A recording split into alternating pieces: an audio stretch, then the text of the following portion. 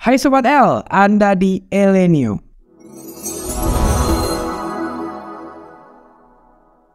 Saya Aditya Fandi, kita di segmen Sosok. Apa yang terlintas di pikiran Anda ketika mendengar nama Muammar Gaddafi? Libya? Diktator? Setidaknya dua kata itu akan muncul di pikiran banyak orang ketika mendengar nama Presiden Libya yang dikenal diktator ini. Bahkan karena kediktatoran Muammar Gaddafi, dia mendapatkan julukan yaitu Mad Dog of Middle East, yang artinya anjing gila dari Timur Tengah. Tapi ini bukan perkataan saya. Ini adalah julukan yang diberikan oleh Presiden ke-40 Amerika, yaitu Ronald Reagan. Salah satu hal yang cukup kontroversial dari Muammar Gaddafi yaitu pidatonya pada Majelis Umum PBB pada 28 September 2009. Ketika itu Muammar Gaddafi mendapatkan kesempatan berpidato selama 15 menit. Tapi dia melanjutkan pidatonya kira-kira sampai 100 menit. Di dalam pidato itu Muammar Gaddafi merobek salinan piagam PBB. Kemudian menuduh Dewan Keamanan PBB sebagai teroris. Lalu menyerukan George Bush yaitu mantan Presiden Amerika dan Tony Blair yaitu mantan Perdana Menteri Inggris agar diadili karena perang Irak. Kemudian menuntut 7,7 triliun dolar Amerika sebagai kompensasi atas kerusakan akibat kolonialisme di Afrika. Kemudian bertanya apakah flu babi adalah senjata biologis yang sengaja diciptakan di laboratorium militer. Kemudian Gaddafi juga menyebut Dewan Keamanan Perserikatan Bangsa-Bangsa gagal dalam menciptakan perdamaian dunia. Gaddafi menganggap PBB gagal dalam mencegah berkobarnya beberapa rangkaian peperangan. Dia menganggap sedikitnya ada 65 perang besar terjadi sejak berakhirnya Perang Dunia Kedua tahun 1945 atau sejak PBB dibentuk. Gaddafi juga menyebut 5 anggota tetap Dewan Keamanan yang memiliki hak veto PBB dengan nama Dewan Teror.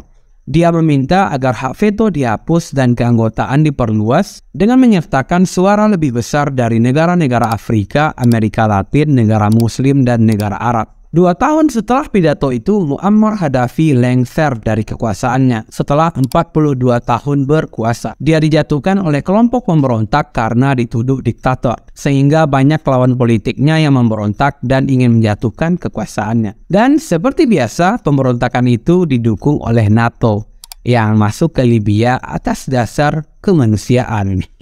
Kejatuhan Muammar Gaddafi ini terjadi dalam rangkaian periode yang dikenal dengan nama Arab Spring atau musim semi Arab. Di dalam rangkaian periode itu ada 5 pemimpin negara Arab yang jatuh, yaitu Presiden Tunisia Ben Ali, 2 Presiden Mesir Muammar Mursi dan Husni Mubarak, hingga Presiden Yaman Ali Abdullah. Dan tentunya sosok Muammar Gaddafi, Presiden Libya yang akan kita bahas di kesempatan kali ini. Nah, siapa sosok Muammar Gaddafi ini sebenarnya? Muammar Gaddafi memiliki nama panjang yaitu Muammar Muhammad Abu Minyar Gaddafi. Para penulis biografi Muammar Gaddafi mencatat ia lahir 7 Juni 1942 di Qasr Abu Hadi, yaitu di sebuah daerah pedesaan di luar kota Sirte di Gurun Tripolitania, Libya Barat. Namun tanggal lahir sebenarnya dari Muammar Gaddafi belum ada yang bisa memastikan. Ada yang menyebut dia lahir di tahun 1943, dan ada juga yang menyebut dia lahir di tahun 1940. Namun banyak media yang menyebut dia lahir di 7 Juni 1942. Nah, ketidakpastian kapan lahirnya Muammar Gaddafi ini disebabkan karena kedua orang tuanya buta huruf. Ibu Muammar Gaddafi bernama Aisyah bin Niran dan ayahnya bernama Muhammad Abdul Salam bin Hamad bin Muhammad. Muammar Gaddafi ini adalah satu-satunya anak laki-laki dari 4 bersaudara. Keluarga mereka hidup dengan pas-pasan, bahkan tergolong agak miskin. Mereka memperoleh pendapatan hanya dari mengembala kambing dan unta. Dan seperti suku Baduy nomaden kontemporer lainnya, keluarga tersebut buta huruf dan tidak menyimpan catatan kelahiran apapun. Nah, meski berasal dari keluarga yang buta huruf dan miskin, tapi ayah Muammar Gaddafi selalu mendambakan anaknya memiliki pendidikan yang tinggi. Jika biasanya orang tua yang berasal dari keluarga miskin tidak terlalu mementingkan pendidikan anaknya, tapi ayah dari Muammar Gaddafi sedikit berbeda. Sejak kecil ketika Muammar Gaddafi berumur 7 tahun, ia sudah belajar agama dengan salah seorang ulama yang ada di sana. Dan di umur 9 tahun, Muammar Gaddafi melanjutkan sekolah dasar yang seharusnya ditamatkan dalam waktu 6 tahun. Tapi karena berkat kejeniusan dari Muammar Gaddafi, dia bisa menyelesaikan dalam waktu 4 tahun. Nah, pada waktu sekolah tersebut, pada hari-hari biasa dia tidur di masjid. Dan barulah di akhir minggu, kira-kira di hari Sabtu dan Minggu, dia baru balik ke rumahnya dengan berjalan kaki yang jaraknya 32 km.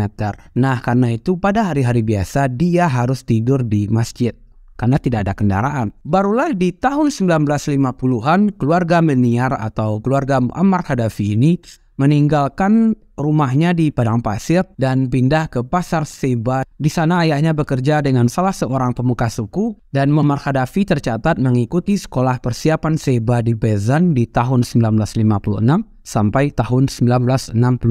Jadi bisa dibilang kepindahan Abu Meniar ini atau ayah dari Muammar Gaddafi ini dari Padang Pasir ke Seba di Pezan hanyalah semata-mata untuk pendidikan anaknya. Karena dia sangat memimpikan anaknya memiliki pendidikan yang cukup. Tidak seperti dia yang tidak bisa membaca, yang tidak mengerti huruf gitu ya. Selepas sekolah persiapan tersebut, Muammar Gaddafi melanjutkan pendidikannya ke Universitas Libya di tahun 1963.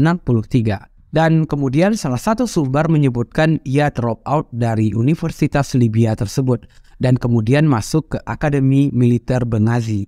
Tapi ada juga menyebutkan dia menyelesaikan dulu pendidikannya di Universitas Libya, barulah setelahnya dia masuk ke Akademi Militer Benghazi. Dari kisah masa kecil Muammar Gaddafi ini kita bisa melihat sosok dari seorang Abu Meniar atau ayah dari Muammar Gaddafi. Dia sangat mementingkan pendidikan dari anaknya sampai-sampai dia pindah dari Padang Pasir ke Pasar Seba di Fezzan hanya untuk pendidikan anaknya. Jadi sangat disayangkan jika masih ada orang-orang yang menganggap bahwa pendidikan itu tidak penting atau tidak memiliki dampak yang besar bagi kehidupannya. Kita bisa melihat sosok dari Muammar Gaddafi, berasal dari keluarga miskin, buta huruf, tinggal di Padang Pasir, dan akhirnya berkat pendidikan yang dia usahakan, dia berhasil menjadi orang nomor 1 di Libya. Dan masa jabatannya tak tanggung-tanggung, 42 tahun. Dan itu adalah masa yang sangat lama untuk seorang pemimpin atau presiden suatu negara. Muammar Gaddafi tumbuh besar melihat kolonialisme Italia di Libya. Bahkan kakek dari Muammar Gaddafi dari sang ayah yang bernama Abdessalam Buminyar dibunuh oleh Angkatan Darat Italia selama invasi Italia di tahun 1911. Muammar Gaddafi mendengarkan semua cerita penjajahan dan terbunuhnya sang kakek dari ayah. Pada masa Perang Dunia Kedua pun, Muammar Gaddafi juga melihat perang yang waktu itu Inggris dan Prancis mendatangi Libya yang waktu itu ingin merebut kekuasaan dari Italia. Nah, karena ada keluarganya yang menjadi korban akibat kolonialisme negara Eropa dan melihat penderitaan masyarakat akibat penjajahan asing, serta juga melihat perang dunia di tanahnya sendiri, seperti tumbuh rasa ketidaksukaan Muammar Gaddafi terhadap kolonialisme negara Eropa yang membuat tanah kelahirannya penuh dengan penderitaan dan kesengsaraan. Selepas Perang Dunia Kedua, Inggris dan Prancis berencana membagi wilayah Libya untuk mereka. Namun PBB pada waktu itu memberikan hak kemerdekaan politik bagi Libya, sehingga terbentuklah Kerajaan Libya Bersatu dengan Raja Idris I sebagai rajanya. Namun semasa Raja Idris I ini menguasai Libya, dia lebih cenderung ke barat. Nah, jadi sehingga orang-orang tidak menyukai beliau. Dan kemudian timbullah politik bawah tanah untuk meruntuhkan kekuasaan Raja Idris I ini. Dan termasuk Muammar Gaddafi yang tadi sebelumnya sudah kita sebutkan kalau beliau tidak menyukai kolonialisme barat. Selain bersekolah di Seba, dia aktif bergerak di dunia politik dengan kelompok yang tidak suka dengan kolonial. Dan kelompok ini bisa dibilang tidak menyukai pemerintahan Raja Idris I yang pro-barat. Muammar Gaddafi dan kelompoknya aktif bergerak untuk menyebarkan poster-poster propaganda. Dan puncaknya dia pernah terlibat dalam perusakan sebuah hotel saat aksi protes tersebut. Ada juga menyebut aksi protes ini dilakukan karena pemisahan Suriah dengan Republik Persatuan Arab. Dan karena aksi protes itu, Muammar Gaddafi dan keluarganya diusir dari Seba dan pindah ke Misrata di tahun 1960-an. Muammar Gaddafi melanjutkan pendidikan ke bangku kuliah. Dia memilih jurusan sejarah di Universitas Libya. Namun beliau belum sempat menyelesaikan pendidikannya, dia malah bergabung dengan Akademi Militer Benghazi. Dan pastinya Muammar Gaddafi mengajak pemuda di Misrata yang sepemikiran dengan dia untuk bergabung ke militer. Karena bagi dia dengan cara bergabung ke militer adalah salah satu cara untuk naik ke posisi yang lebih tinggi, terutama bagi orang-orang yang miskin seperti dia. Muammar Gaddafi menyelesaikan pendidikan militer pada tahun 1965 dan kemudian dia menjadi anggota militer aktif. Nah, selama menjalani pendidikan militer, Muammar Gaddafi juga pernah berbuat onar karena beliau tidak suka dengan militer Libya yang mendatangkan pelatih dari Inggris. Dia menolak belajar bahasa Inggris, namun setelah lulus dari akademi militer, di April 1966 dia harus berangkat ke Inggris untuk belajar pendidikan militer dan bahasa Inggris. Nah, dari dinas militer ini, Muammar Gaddafi menggalang kekuatan dari orang-orang yang tidak menyukai pemerintahan Raja Idris I di militer.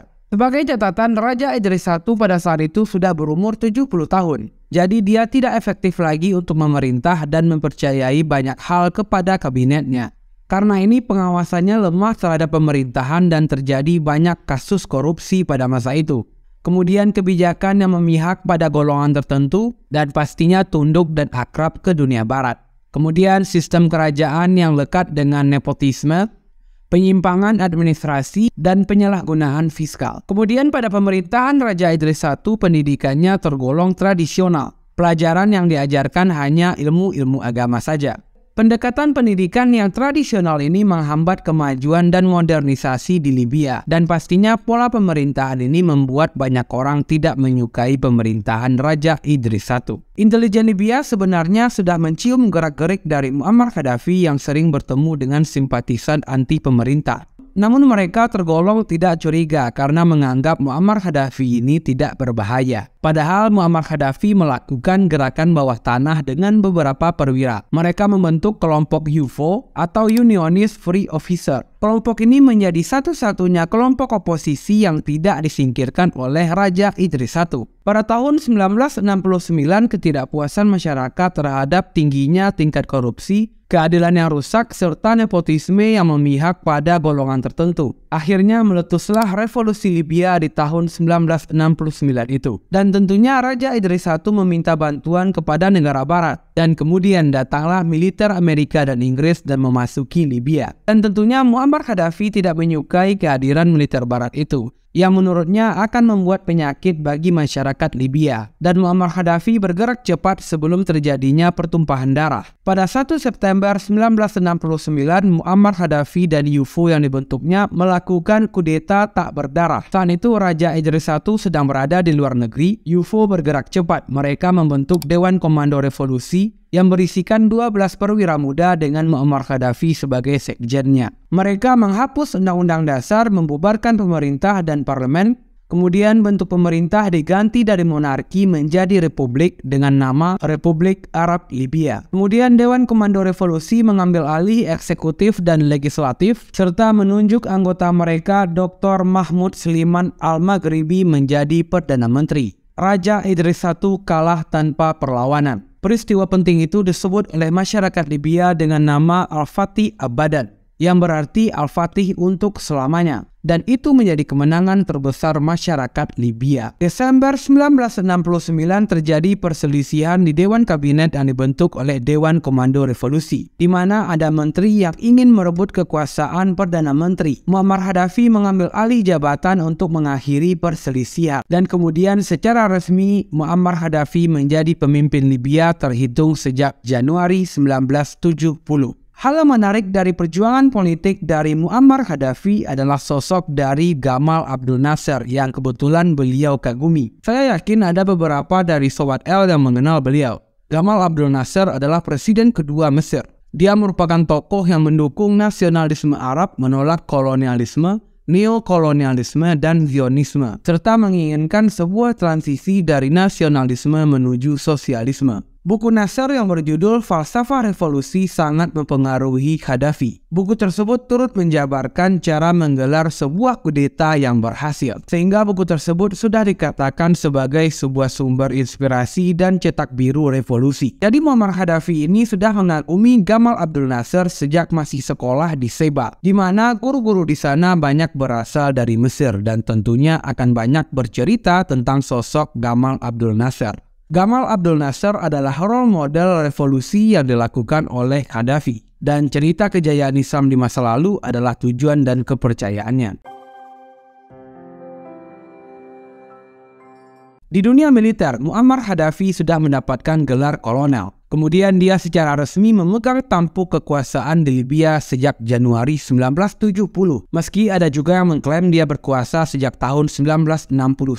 Sebagai anak yang lahir dengan pemahaman anti barat, kebijakan Muammar Gaddafi pun cenderung menjauhi negara-negara barat. Di awal masa pemerintahannya, Muammar Gaddafi banyak merubah sektor pemerintahan yang dibantu oleh Dewan Komando Revolusi. Gaddafi juga membentuk kebijakan baru berupa menghentikan pemeliharaan istana-istana raja, pemakaian kalender Arab, pengangkatan seorang mufti agung, larangan peredaran dan penggunaan alkohol, serta penutupan klub dan bar malam. Di bidang politik, Muammar Gaddafi mengusir seluruh tentara Amerika dan Inggris yang ada di Libya. Dia juga mengusir setidaknya 25.000 orang Yahudi dan Italia yang ada di Libya. Dan itu tentunya adalah tindakan yang banyak membuat negara barat tidak menyukainya. Amerika mengutus bantuan militernya ke Libya. Namun Muammar Gaddafi membelok ke Uni Soviet, yang membuat hubungan Amerika dan Libya semakin memburuk. Dengan bantuan Uni Soviet, Muammar Gaddafi melakukan perombakan militer dan modernisasi berbagai alat persenjataan militer. Hubungan Muammar Gaddafi dan dunia barat semakin buruk. Bahkan pada saat Ronald Reagan memerintah Amerika, mereka berdua sering saling sindir. Muammar Gaddafi juga sering disebut terlibat di banyak konflik di negara lain, seperti Sudan, Mesir, hingga perang saudara di negara Chad. Dia juga sering disebut membiayai aksi teroris di berbagai belahan dunia. Salah satu kasus paling terkenal adalah keterlibatannya dalam pengeboman sebuah pesawat sipil pada tahun 1988 di atas Lockerbie, Skotlandia yang merenggut lebih dari 200 korban jiwa. Hubungan Libya dan dunia internasional sempat memburuk di 2 dekade awal pemerintahan Muammar Gaddafi. Bahkan PBB pernah memberikan sanksi kepada Libya atas tuduhan pembiayaan terorisme. Muammar Gaddafi juga sosok yang paling tegas menentang penjajahan Israel di Palestina. Dia menjadi pimpinan negara Islam yang paling tegas menentang negara tersebut. Bahkan dia pernah menyusupkan ratusan relawan Libya untuk membantu Palestina. Selain Palestina, dia juga sering disebut menolong berbagai pergerakan Islam lainnya, termasuk militan Islam di Palestina dan orang kulit hitam di Chicago, Amerika. Dan pastinya tindakan Muammar Gaddafi ini membuat banyak pemimpin dunia tidak menyukai dia. Di bidang pemerintahan, Muammar Gaddafi menghapus berbagai lembaga pemerintahan modern seperti parlemen, partai politik hingga kepresidenan. Sebagai gantinya dibuatlah Kongres Rakyat, Kongres Umum Rakyat, dan Komite Revolusi yang memiliki perannya masing-masing. Di bidang pendidikan, Muammar Gaddafi mewajibkan membaca trilogi buku hijau yang dia tulis, dan di buku tersebut menganut pemahaman sosialisme Islam. Di bidang ekonomi, Muammar Gaddafi membatasi perdagangan bebas dengan melakukan nasionalisasi perusahaan minyak asing seperti Shell, Esso, dan Eni, serta meningkatkan campur tangan pemerintah di sektor ekonomi. Di tahun 1980 sampai 1990, produksi minyak Libya mengalami penurunan. Muammar Gaddafi memutar otak dan memilih dunia pertanian untuk mengembangkan negaranya.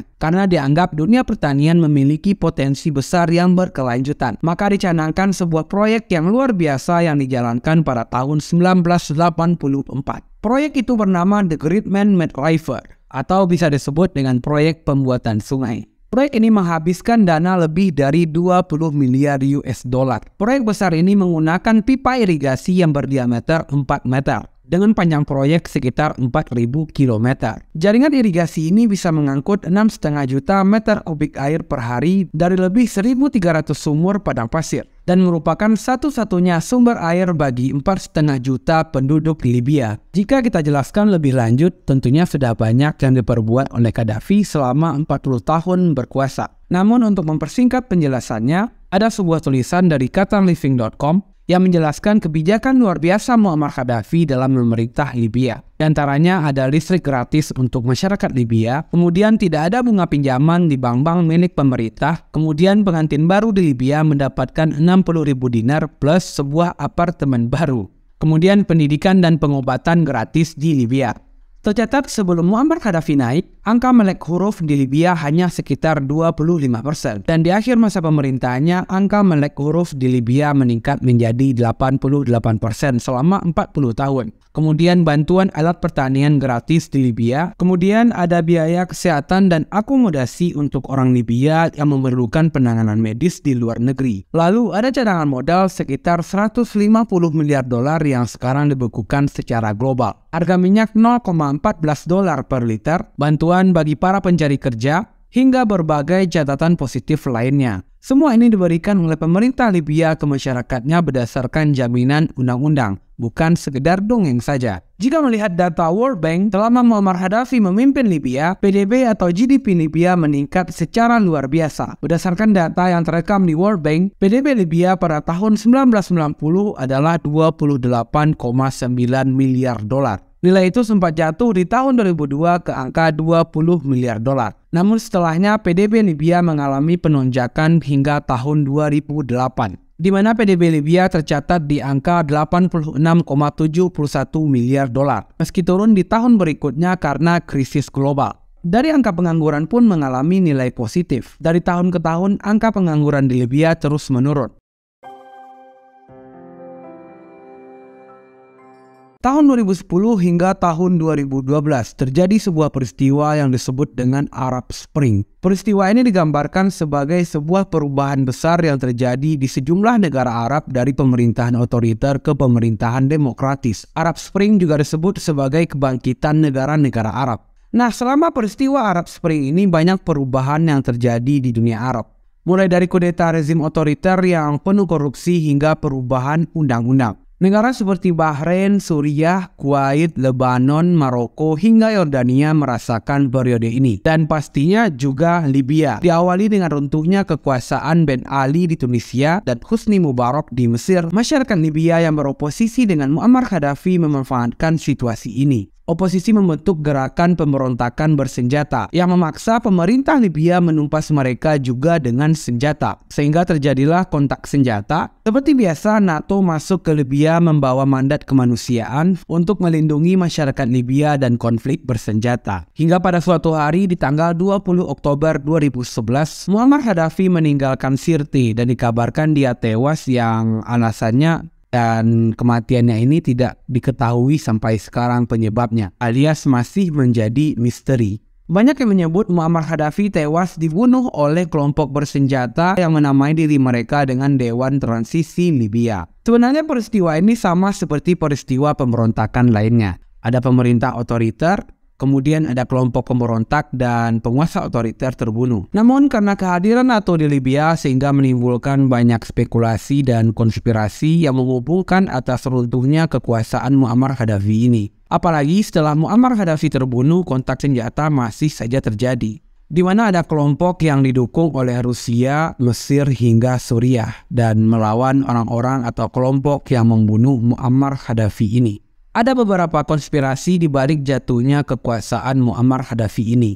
Amerika dan NATO disebut ingin menjatuhkan imperialisme baru yang dibangun oleh Muammar Gaddafi. Seperti yang kita bahas di awal, pidato Muammar Gaddafi di sidang PBB yang telah menuduh dunia barat dengan tuduhan keji dan terang-terangan yang ia sampaikan di dalam pidatonya. Pidato tersebut seakan menunjukkan dia tidak takut dengan dunia barat. Dunia barat disebut tidak mau ada imperialisme baru yang mengalahkan kekuatan mereka. Muammar Gaddafi disebut ingin membentuk United States Africa dan ingin mengalahkan atau ingin menyaingi United States Amerika. Muammar Gaddafi ingin Afrika meninggalkan uang dolar dan membuat mata uang sendiri. Dan kebijakan ini pastinya akan membuat dolar Amerika jatuh di perdagangan Afrika. Bayangkan saja, jika Muammar Gaddafi bisa memberikan layanan kesehatan gratis, pendidikan gratis, listrik gratis, minyak murah hingga pinjaman bank tanpa bunga, sampai menjadi negara yang tidak punya hutang dengan luar negeri. Tentu Afrika akan terlepas dari kemiskinan dan ketergantungan dengan pinjaman dunia barat. PBB mencatat Libya adalah negara tanpa hutang.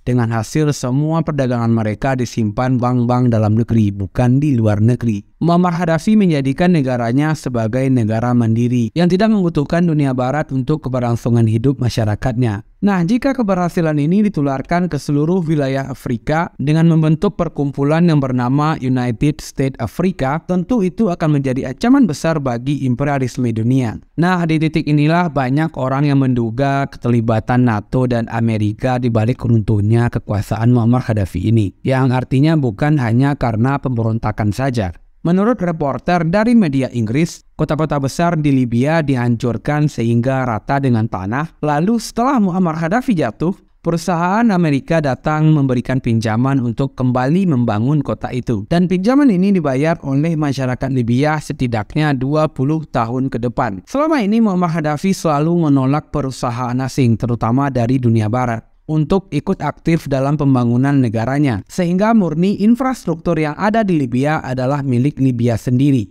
Inilah yang tidak disukai oleh dunia barat. Negara Libya menjadi tumbuh besar dan langsung menjadi musuh mereka. Tindakan Amnesty International yang meminta agar Dewan Keamanan PBB melindungi masyarakat Libya dari konflik senjata menjadi alasan nomor 1 NATO masuk ke Libya saat konflik Muammar Gaddafi. Dan oposisi juga disebut sebagai konspirasi besar untuk menjatuhkan kesuksesan Muammar Gaddafi dalam membangun negaranya. Sementara dari sisi pemberontak, mereka menjatuhkan Muammar Gaddafi atas kekuasaan otoriter, serta tindakan korupsi yang mereka nilai merajalela di lingkungan kekuasaan. Pemberontakan telah berhasil menggulingkan pemerintahan Muammar Gaddafi. Namun sejak saat itu sampai sekarang keadaan di Libya tak kunjung membaik. Libya ibarat tanah tak bertuan karena masih banyak faksi-faksi militer yang berebut kekuasaan. Bahkan sampai sekarang konflik di Libya masih saja terus berlangsung. Nah, karena di segmen ini kita membahas Muammar Gaddafi, jadi kondisi Libya setelah lengsernya Muammar Gaddafi akan coba kita bahas di kesempatan lain. Sampai di sini dulu pembahasan kita. Terus support kami dengan cara like, comment, subscribe, share video ini. Atau kalau ada masukan silakan tulis di komen. Karena kami sadar video ini sangat banyak kekurangannya. Baik, saya Diki Avandi, salam Elenio.